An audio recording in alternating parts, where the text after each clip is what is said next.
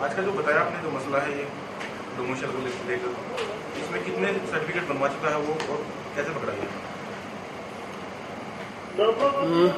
ये जो पर्सन जो संजय कुमार है, अलग अलग जरिए से बहुत सारे लोगों का सहायता करने के नाम पर ये उनके सर्टिफिकेट हमारे यहाँ जमा करवाता था और जो भी हमें जेन्युइन पाया जाता था उसके आधार पे हम उनका काम भी करवाते थे। लेकिन इस बार इसके अपने ही केस में इन्होंने डोमिसाइल सर्टिफिकेट के लिए अप्लाई किया था। उनका हमारा रिक्वायरमेंट है डोमिसाइल सर्टिफिकेट के लिए कि गस्टेड क्लास 1 ऑफिसर वो उनका अटेस्टेशन करके देते हैं और उनका सत्यापन करते हैं कि यह खास समय से दिल्ली में 3 सालों से यहीं पर लगातार रह रहा है और ये वेल नोन है। इस केस में उन्होंने जो सत्यापन कराया था वो राजधानी कॉलेज के किसी फिजिशियन के नाम से करवाया था।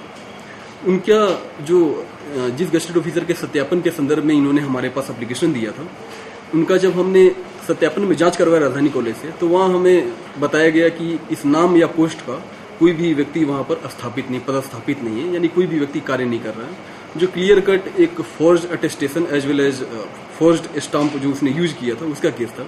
इसी के अंतर्गत हमने अपने FIR लॉन्च करवाने के लिए SHO कंझौला के पास इसका रिकमेंडेशन भेजा है और उस पर लॉन्च हो भी रहा है जैसा हमें पता चला है। बाकी आगे इन्वेस्टिगेशन का मसला है।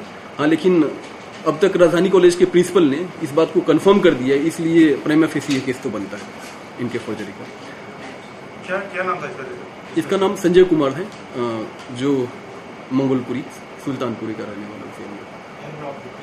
अब तक कितने सर्टिफिकेट बनवा चुका है? अब तक ये अलग अलग माध्यम से, जैसे कुछ लोगों के लिए जो आगे आया है जो कहने के लिए, लोगों के जो भी वर्जन उस पर मैं कुछ टिप्पणी नहीं करना चाहूँगा।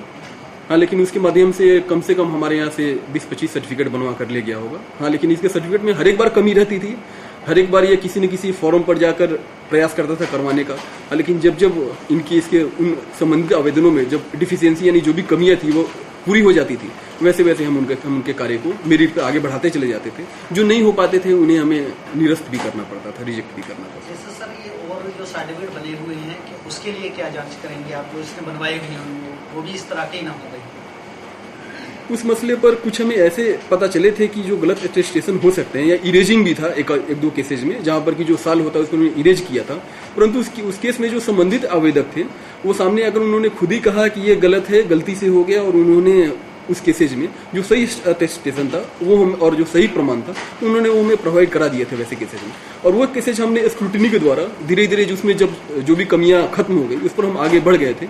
जो कमियां जो खत्म करवाती हुए हम आगे बढ़ गए थे, इसलिए वो सारे सर्टिफिकेट इसमें सही हैं और उसमें जो संबंधित आवेदक हैं उनके अगेंस्ट में कार्रवाई का भी कोई मतलब नहीं होगा। लेकिन इस वक्त ये संजय कुमार खुद अपने आवेदन के लिए सामने आए थे और उन्होंने अपने ही आवेदन में उन्होंने फर्जरी कर डाली थी, इसलिए हमें इस पर उनके अगेंस्ट में एक्शन लेना पड़ा। और इस पर उन्होंने जब हमें उस संबंधित अधिकारी का फोन नंबर भी मांगा तो उन्होंने वो भी देने से मना कर दिया। उन्होंने कहा कि ये कोई नियम में प्रावधान नहीं है उसका नंबर देने का। इसका मतलब वो जो भी कुछ कर रहे थे वो डेलिब्रेट और जानबूझ के कर रहे थे। तो इसका कुछ और भी साथी है इस तरह के काम करने में, कुछ आपको आइडिया इस तरह से लगा हो, कुछ और लोग यहाँ शामिल हो इस तरह के काम कराते हैं? उनके ग्रुप के बारे में मेरा ऐसा कोई आइडिया नहीं है कि कौन कौन लोग इसमें अभिलिप्त होंगे। यह मुझे लगता है कि यह जांच का विषय है, हम इसमें आगे बढ़ पाएंगे। होता है क्या है, ये वहाँ पर काम आता है जब आप एक